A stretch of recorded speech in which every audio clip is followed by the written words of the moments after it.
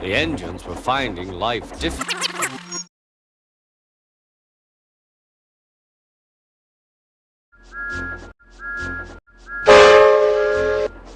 The engines were finding life difficult. Workmen were mending the viaduct on the main line. The arches needed strengthening. The Fat Controller did not want to close the railway while the work was done, and so repairs took a long time.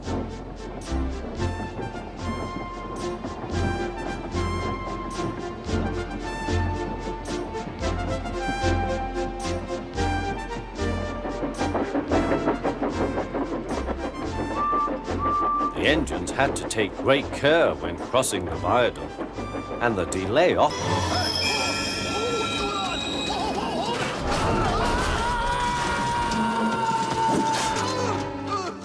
made them late on their journey to the junction, where they knew Thomas would be ready to collect his passengers.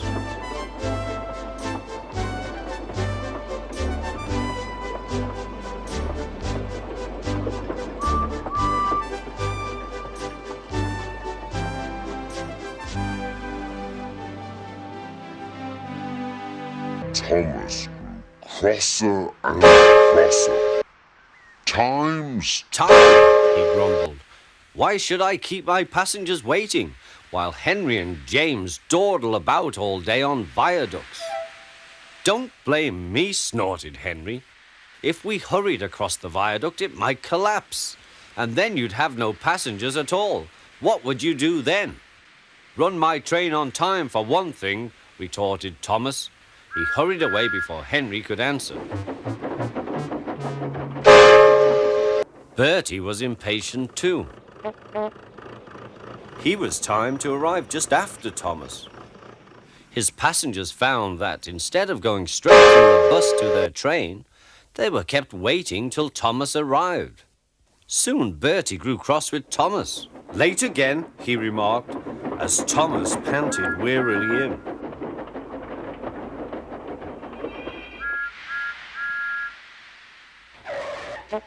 We may be friends, but I thought you could go fast, Thomas. It's time we had another race. I reckon I could beat you now. Thomas let off steam loudly. Rubbish, he hissed fiercely. It's those mainline engines. They dither about on their viaduct and then blame the Fat Controller's workmen. It's just an excuse for laziness, if you ask me.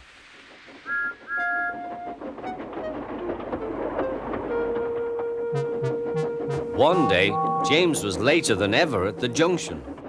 I'm sorry, Thomas, he puffed. I was held up at the station, and the viaduct made it worse. It's lucky for you I'm a guaranteed connection, grumbled Thomas. Before James could answer, he puffed importantly away. Come along, he panted to the coaches. Annie and Clarabel did their best, but Thomas soon found that he couldn't save much time. Suddenly, Thomas saw Bertie ahead. His radiator was steaming. What's the matter? Asked Thomas. You should be at the station by now. You're late. I feel dreadful, moaned Bertie. All upset inside, and driver says he can't make me better. Thank goodness you're late too. Can you take my passengers, please? They'll never get home otherwise.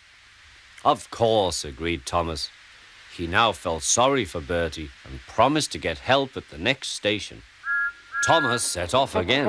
Already he felt much more cheerful, and Bertie's passengers, travelling in Annie and Clarabel, all reached home safely.